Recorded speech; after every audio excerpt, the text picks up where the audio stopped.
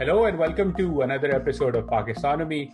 If you've been following this podcast, you know that we've had several conversations where the conclusion has been that Pakistan needs to structurally change its economy and shift away from import-led consumption spending and more towards export-led growth, which is essential not only for generating well-paying jobs, but it is also very important for making sure that the consistent balance of payments and external sector crises we see in Pakistan go away. We've had Gonzalo Varela, who's joining us here again today, on the podcast before. If you haven't seen that episode, I highly recommend that to understand why it is important to look at trade and exports from a more holistic perspective and what can Pakistan do to take advantage of that. And most recently, Gonzalo and Alen Mulabdic, who's joining us for this podcast as well. They're both economists at the World Bank. They've done a fascinating piece of research that basically shows that Pakistan's export potential is really high. The country currently exports about $20 or so billion of goods a year. And in fact, Gonzalo and Alan's research shows that it is closer to 60 billion, 60, which means there's an opportunity to grow the exports of the country by about 3 times.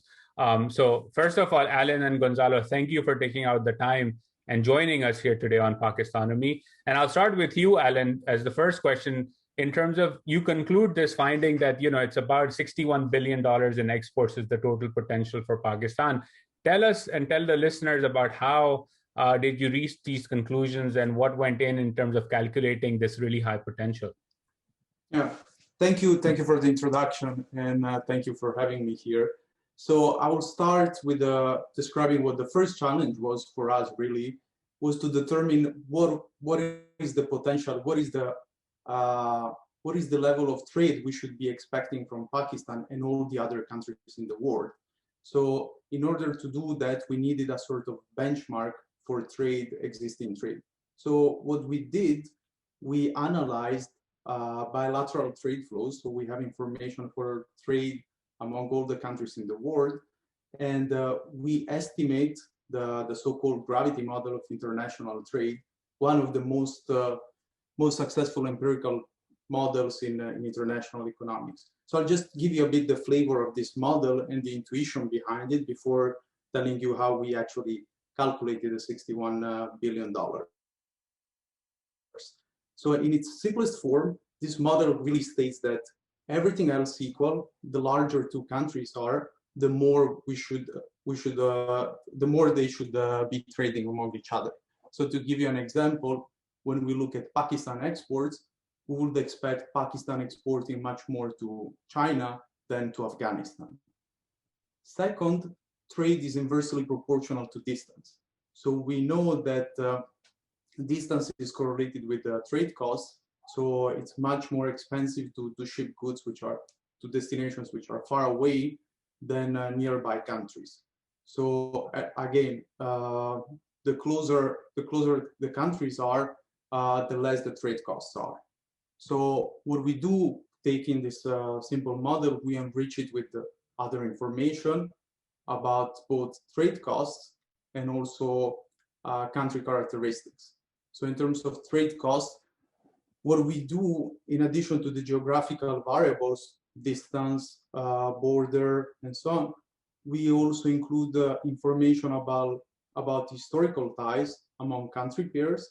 So just to give you an example, we know that countries that speak the same language, they trade more intensively. So it's much easier for Pakistani exporters to go to a country that speaks the same language and establish a business relationship.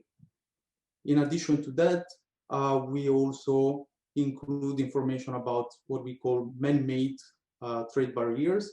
And these are things related to trade policy. So here you have tariffs, which are basically taxes on imports, which increase the price of imported goods vis-a-vis domestically produced goods. And we also include information about the presence of trade agreements, which tend to reduce these costs. So once we have this all this information, what we do, we estimate this gravity model, this equation, and using this model, we predict trade flows based on the country characteristics we have. And this tells us how much a country with the same characteristics as Pakistan, same geography, same level of development, same factor endowments, so a sort of contrafactual of Pakistan, is expected to trade with each country in the world. And the last step, which is what you mentioned, the last step is comparing these predicted flows to the observed ones. And once we take the difference between these two, we see that Pakistan is exporting $61 billion less than what the model predicts. That's fascinating. So essentially, there is this export-led dream idealistic Pakistan that you've sort of formed in the model that says, you know what, like if Pakistan were all the same things and certain things will change, and we can talk about those in a bit, that what needs to change to come closer to that ideal Pakistan model, that there are billions of dollars that are being left on the table in terms of international trade. And one of the things that, stood out to me in the research that you guys did was that it's not that Pakistan has to now go, as you said, if you speak the same language, in this case, it would be Urdu or English, because English is the commercial language in Pakistan. You can trade a lot more with those countries versus, let's say, a Chile, where it is far away and it speaks Spanish. So it's very hard to build that relationship. And what stood out to me in your model was that it's not like Pakistan has to go find the Chiles of the world, that it's actually familiar locations that Pakistan already has a trade relationship with, where it is leaving money on the table. So first, correct me if I'm wrong in understanding that part of the research correctly. And then secondly, help me understand, like, if that is the case, then how does Pakistan realize and fulfill that potential, given that, to me, it seems like a no-brainer. Like, if you're already trading with them, you should meet your full potential. How does that work? Yeah, so what the data tells us is actually in terms of potential, what we estimate is that most of these missing exports is with ranking them with China, India, the US, and Japan. So these are the top destinations. And as you said, these are familiar, some of these are familiar export destinations or countries to which Pakistani exporters are already exporting a lot. Just to give you an example, in 2019, 20% of the exports were actually absorbed by the United States and China. So what we find, however, is that other countries are exporting, similar to Pakistan, they are exporting much more to these destinations. So this is where this missing exports comes in. So the model tells us, for instance, that Pakistan has $13 billion of missing exports with China, and this compares to $2 billion of actual realized exports to China. And then we have, it's followed by the US, $6 billion of missing exports vis-a-vis $4 billion that are currently exported. So on the one hand, it is right to think that these might be easy to expand in these locations or in these countries where Pakistani exporters already have some business relationships in place, and they have knowledge about the customers, about the markets, export procedures, and so on. So we know that might be helpful and might be easier to export to those locations than to completely new markets, the Chile in the world. In fact, from the literature, what we know is that the highest costs that exporters incur are actually the surge costs of finding new clients and setting up operations in a country.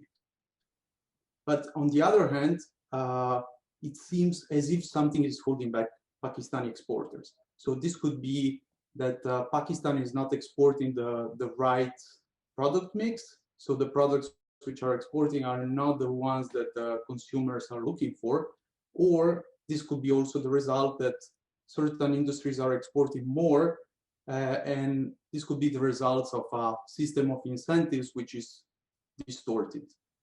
So this, changes in this respect might be much more difficult to implement because they might require big policy reforms, which are difficult to carry out.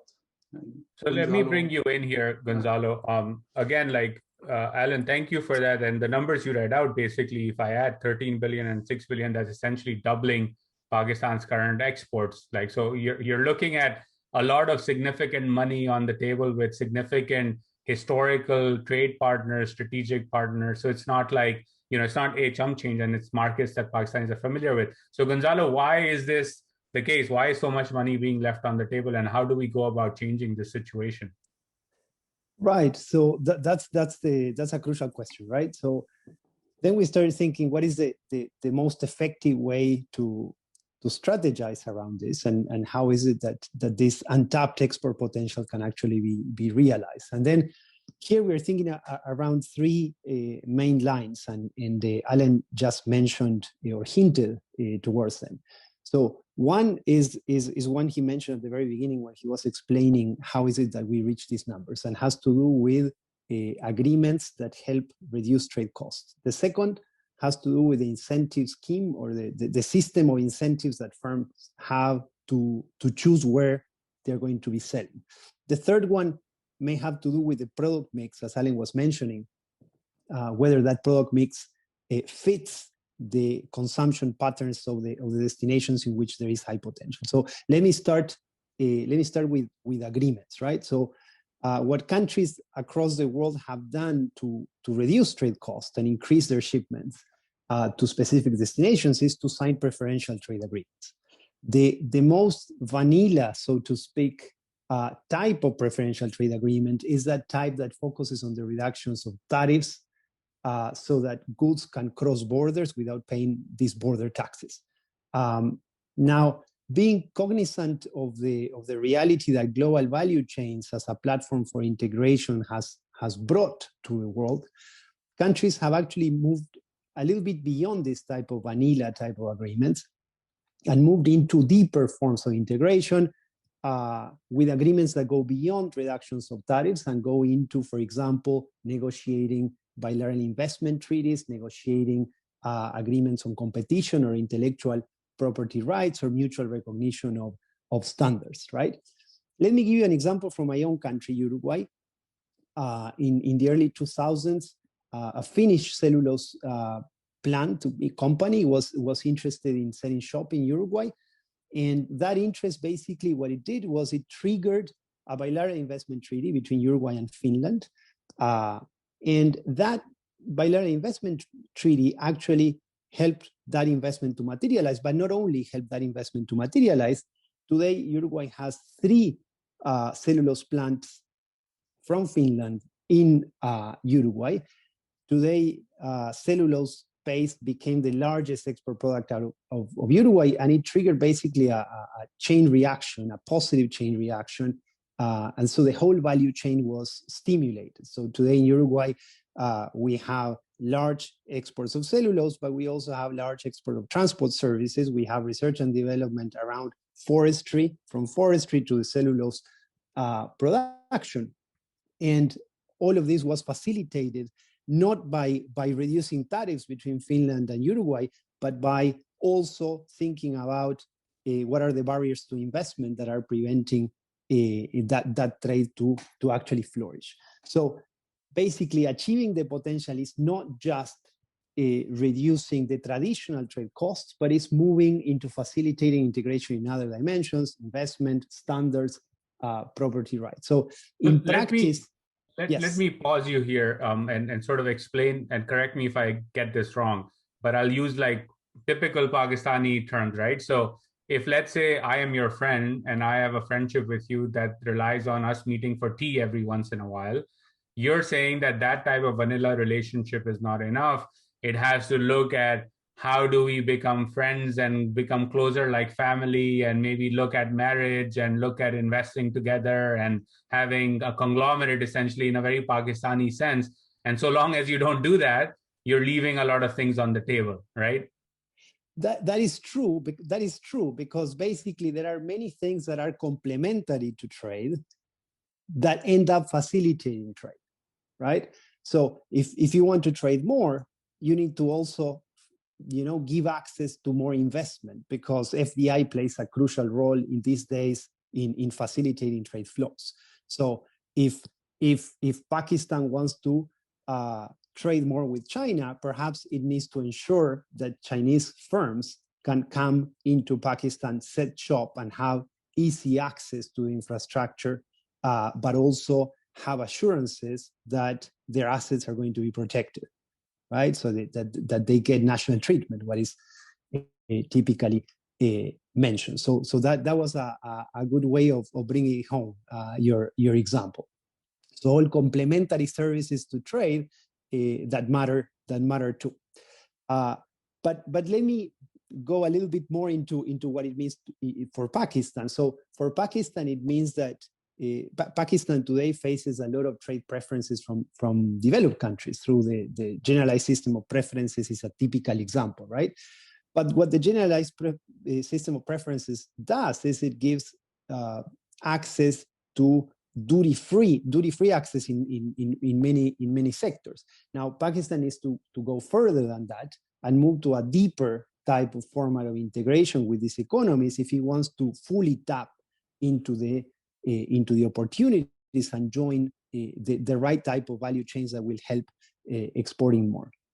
It will also need to up its game in terms of quality infrastructure and supporting firms to be able to certify their products and reach the higher end type of market. So let me give you a very relevant and recent example. So Pakistan signed a free trade agreement with China about 10 years ago. Then it was renegotiated. There was a second phase, but it went further. So and the way it went further is it negotiated actively the access for its beef to the Chinese market. And very recently, there were newspaper articles about 2 weeks ago on how China has now approved exports out of certain places of Pakistan of beef, right? So the reduction in tariffs for many goods is not enough for exporters to be able to penetrate the market because they will need certifications, they will need compliance with standards. And for that, you need an active work day after day that goes just beyond the reduction of the tariff. So that is one area. Agreements that reduce trade costs in a way that is more holistic than just reducing tariffs. The other thing that when we started looking at these results on export potentials that we looked at was let's look at the system of incentives that are in place in Pakistan. So Pakistan is quite active in providing support to exporters in different ways. I'm going to mention one trade enhancement scheme that is a duty drawbacks. There are it's basically one scheme, but it has two different names: the duty drawback of taxes that focuses on textiles, and the drawback of local taxes and levies, the DLTL, that focus on non-textile exports. But altogether, they form one, let's say, export promotion scheme. So these export promotion schemes give a rebate to exporters of specific products, and they give a premium, an additional rebate of 2 percentage points to exporters that, in addition of exporting that product, they reach specific destinations. So there is a targeting of destinations for which the government of Pakistan considers that it's relevant to reach and gives an additional 2 percentage points of rebate based on the free on board export values. Now, what we did was we looked at these destinations and we saw whether these destinations that were chosen for this additional rebate, whether these destinations actually were also destinations of high potential. And we looked at 2 dimensions. So one was this high potential dimension, of which Alen was mentioning before. The other one was the dynamism of these destinations. So if the system in place is favoring export growth, one would expect that the destinations chosen are those that have high potential, but also that are destinations that show dynamism. So those are the ones that you would want to target if what you want to do is boost export growth. Now, what we saw is that the current targeting actually focuses on low potential destinations. So additional funds are given to those exporters that reach the Chiles of the world, to use your example, but not so much the Chinas of the world. So when you map this and we put this in a chart that then we can actually perhaps attach it to the link to this podcast, what you see is that the chosen destinations are destinations of low potential instead of destinations of high potential. So this type of simple analysis can help guide some export promotion decisions.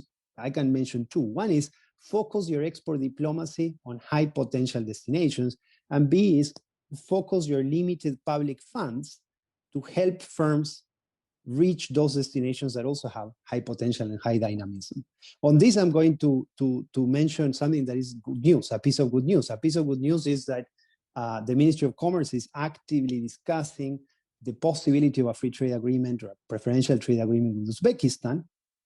And Uzbekistan happens to be a high potential, high dynamism destination. In fact, the whole of Central Asia is, according to our analysis, an area of high untapped potential for Pakistan. So it's very good news that actually Pakistan is discussing that possibility.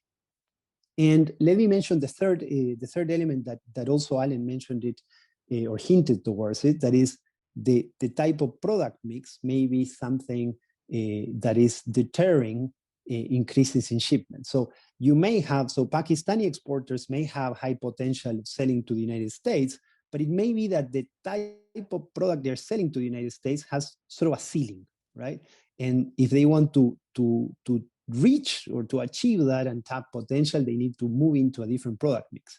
And this, when we started thinking about this, the first thing we thought about is, if you think about textiles and apparel, so Pakistan relies a lot on natural fibers for its textiles and apparel. But in the US and in Europe, a lot of the demand for apparel is demand for apparel that uses synthetic fibers.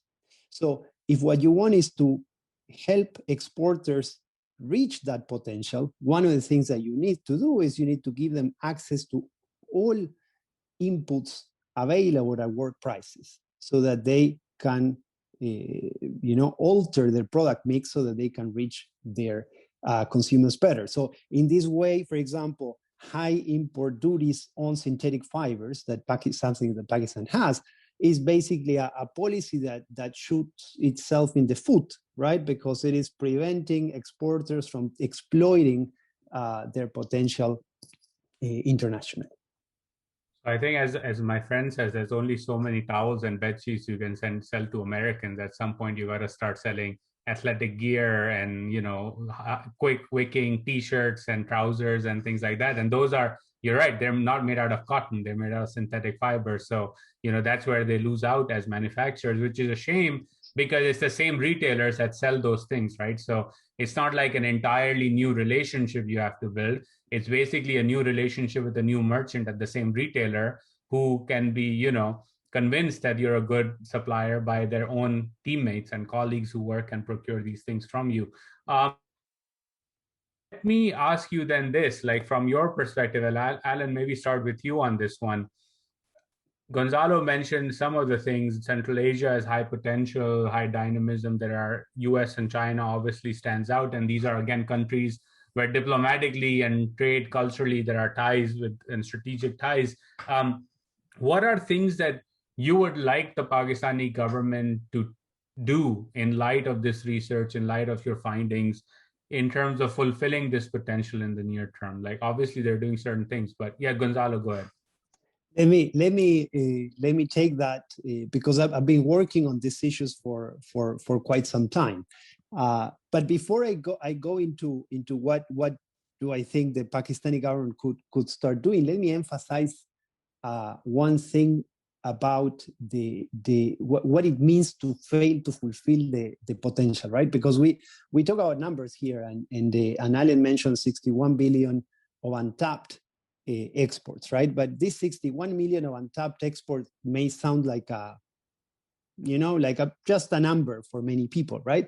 But basically, the opportunity cost of not fulfilling this potential is huge in terms of jobs. And I want to make this point before I get into how you do fulfill the potential. But what we did was we looked at the average elasticity of jobs with respect to exports in comparable countries, right? Countries that have a similar level of development, that have similar factor endowments that are labor intensive also, that have similar export structures. And so we did a back of the envelope calculation and say, what if you actually tap into the potential, what does that mean in terms of jobs? And it means 800 93,000 jobs created in the export sector, about 150,000 in agriculture, and the rest, about 742,000 in manufacturing. Not all of these jobs are going to be fresh new jobs. Some are going to be labor that moves out of domestic-oriented industries into the export sector. But without doubt, what this means is an increase in productivity in the economy, because export-oriented sectors are more productive. We know, we have evidence across the world, but for Pakistan also, that exporting firms are about 20% more productive than comparable but non-exporting firms. So if these exporting firms manage to create this type of number of jobs, what you're going to see is more jobs for people, better salaries for people. You're also going to see increases in aggregate productivity in the economy. Now, how? What has happened that has prevented this potential from being fulfilled? Of course, this is a difficult question to answer. We don't have all the answers, but we have some hypotheses in this area. And I will mention 4 things. The first thing is my sort of perennial concern about trade policy in Pakistan, that is the anti-export bias of trade policy. And when I say the anti-export bias of trade policy, I mean the fact that import duties are very high, but they're not only high, they also have a structure that is called cascading, by which you have relatively lower tariffs on raw materials and intermediates and much higher tariffs on the final good. The idea of this is to stimulate domestic production. You give protection so that you produce for the domestic economy. You protect domestic producers from import competition. But the unintended consequence of this is that you generate such an amount of effective protection to produce domestically that firms have much higher profits if they sell domestically than if they export. And so they end up preferring to sell domestically because in export markets, they do not face the protection that cascading gives them inside the Pakistani market. The typical example I use is bicycles. There's a tariff on bicycle 52%, which means that if a bicycle internationally costs 100, in Pakistan you can sell it at 152, and the producer can pocket the 52 extra dollars. If it sells internationally, if it's to export the bike, it's going to get 100. So it will always prefer to sell domestically rather than exporting. This is something that conceptually makes sense, but it's also something that we see in the data. So the anti-export bias of trade policy has led Pakistan to become more of an inward-looking economy, with its share of exports on GDP falling from about 16% at the beginning of the century to being below 11% now. The second thing that has also played a role, and this is a little bit more subtle, but it's quite important, and I think it's relevant in this context that we are seeing currently, is the issue of trade policy uncertainty. There's a very talented young economist, Pakistani, Shafat Yarhan, that looked at how export bans affect export performance beyond the point in which the export ban is lifted. So after the export ban is lifted. So even after the export ban is lifted, export bans the opposite. They hurt export performance. And part of the story he tells is that exporters from countries that tend to use export bans quite a lot tend to be at a disadvantage because they face a credibility issue with their global buyers. So global buyers see different suppliers from different countries, and if you are a supplier from a country that uses export bans quite actively, they think that there's more uncertainty with respect to the capacity of the exporter to fulfill the order, because at some point there may be an export ban. This could be extended, and this story of the ban can be extended if you think about also import bans that apply to key inputs that you may need to fulfill your order. So if you have policy barriers that are introduced and then lifted and then reintroduced and then lifted, that creates uncertainty that places your suppliers, your exporters at a disadvantage. This is something that also has been prevalent in Pakistan. And I would argue, like, even beyond what you just described, like the history of Pakistani finance ministers forcing the currency to stay overvalued is in a way that policy uncertainty, right? You may place an order and the new finance minister decides he wants to keep the rupee at 120 for the dollar when its real value is 140. And all of a sudden the cost of production goes haywire, it's overvalued, blah, blah, blah.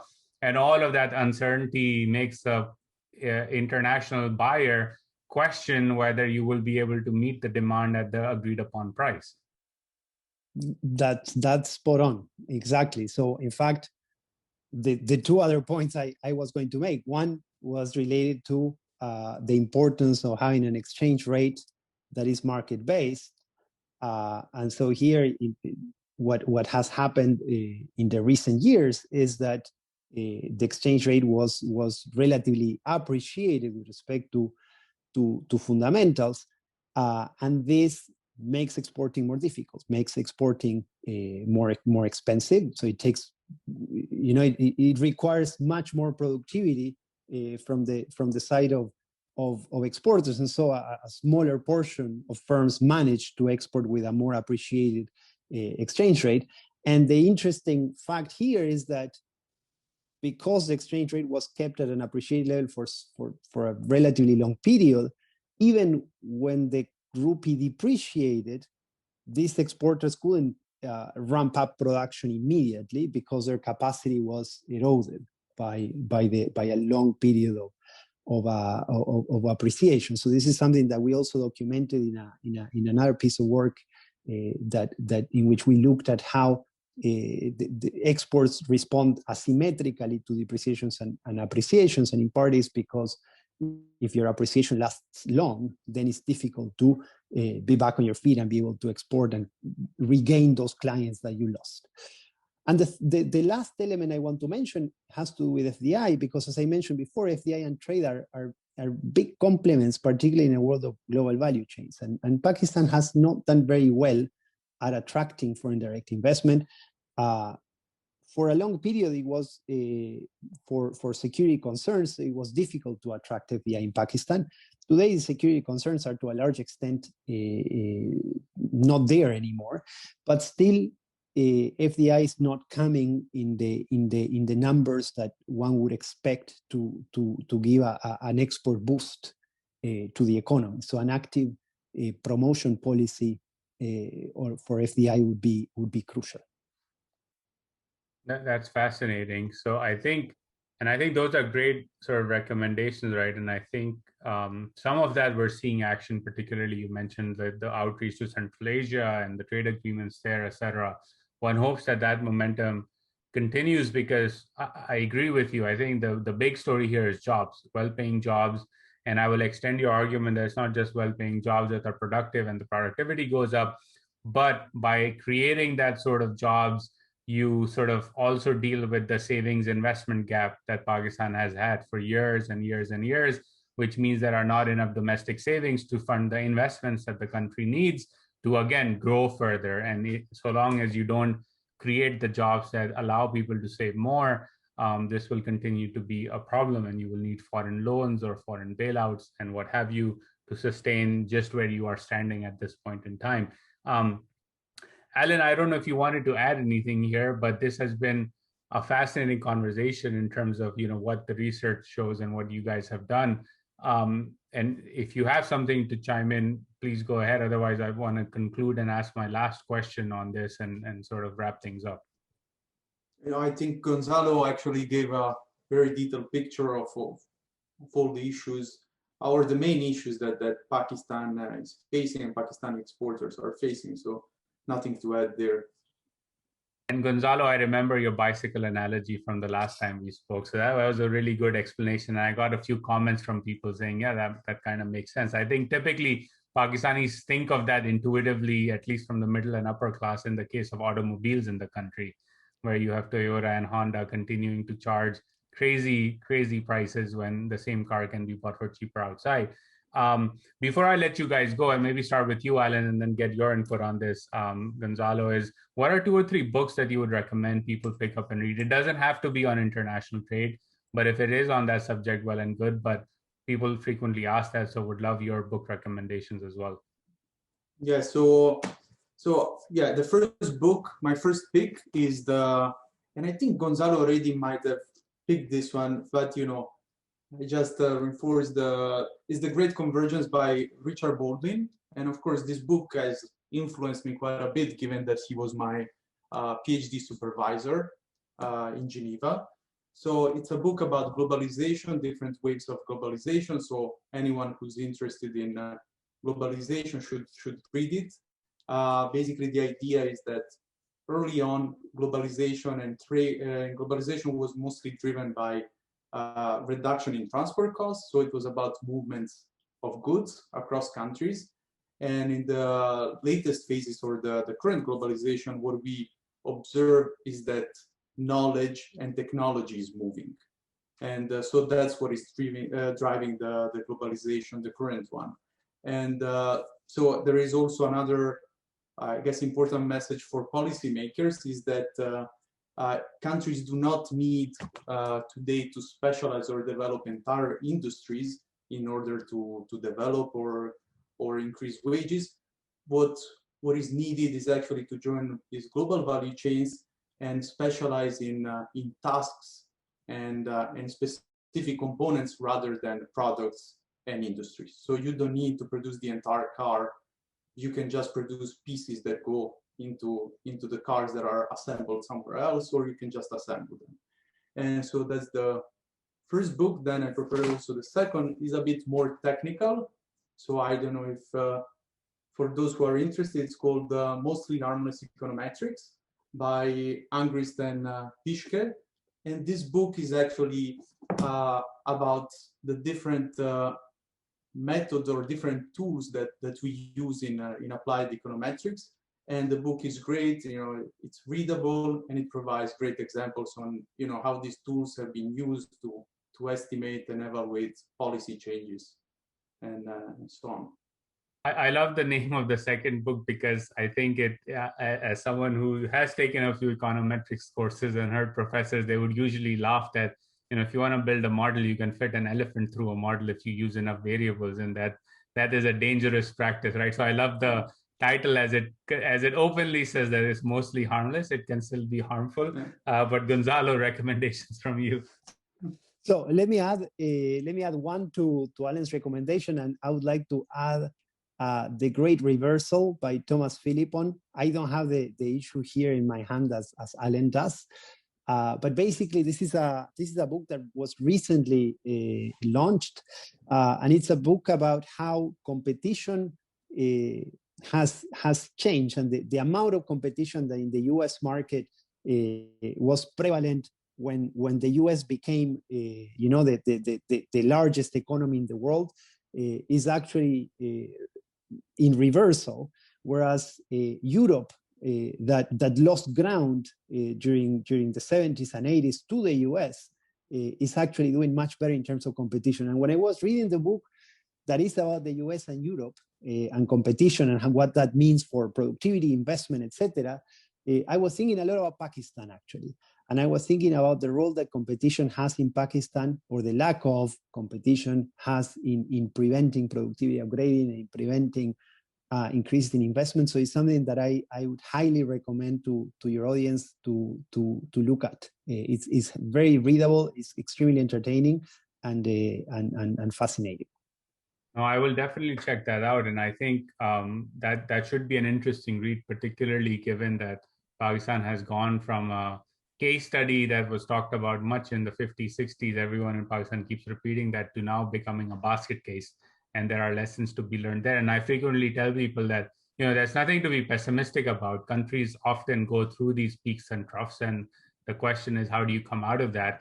And how do you realize that you have $60 billion worth of export potential that you're leaving on the table, and you can start working on this today, and 10, 15 years down the road, you can create millions of well-paying jobs and change your trajectory. So thank you so much for taking out the time, to both of you, for this wonderful research. I have included your thread, Gonzalo, on Twitter, that you shared some of the findings as well as some of the pictures and other details that we have so far. And hopefully when the full research comes out, we'll take the audience can take a look at it. I've read it, it's fascinating. So thank you for doing the hard work there. Thank you. Thank you. Take care.